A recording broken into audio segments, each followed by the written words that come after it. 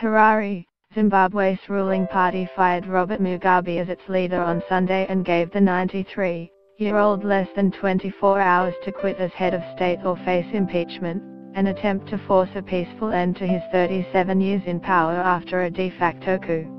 Mugabe, the only leader Zimbabwe has known since independence from Britain in 1980, was replaced by Emmerson Mnangagwa, the deputy he sacked earlier this month, a senior party official told a news conference. Tens of thousands of Zimbabweans flooded the streets of Harare in an extraordinary outpouring of elation at the expected ousting of President Robert Mugabe. The top United States nuclear commander, Air Force General John Haidt, says he would resist President Donald Trump if he ordered an illegal launch of nuclear weapons.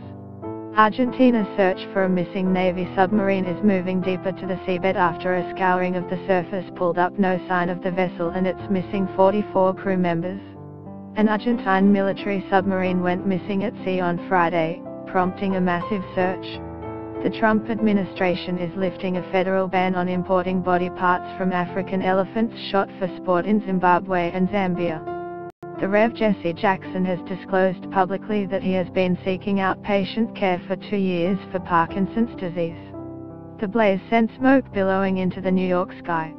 Tens of thousands of Zimbabweans flooded the streets of Harare in an extraordinary outpouring of elation at the expected ousting of President Robert Mugabe.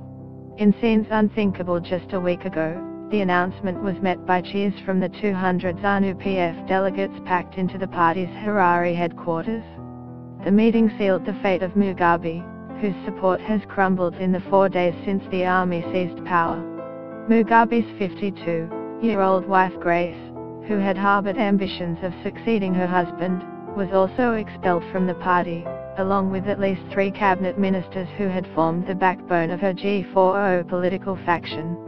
The expulsions followed a de facto military coup earlier this week when army tanks took to the streets of the capital Harare. Speaking before the meeting, war veterans leader Chris Musvegwa said the 93-year-old Mugabe was running out of time to negotiate his departure and should leave the country while he could. He is trying to bargain for a dignified exit, he said.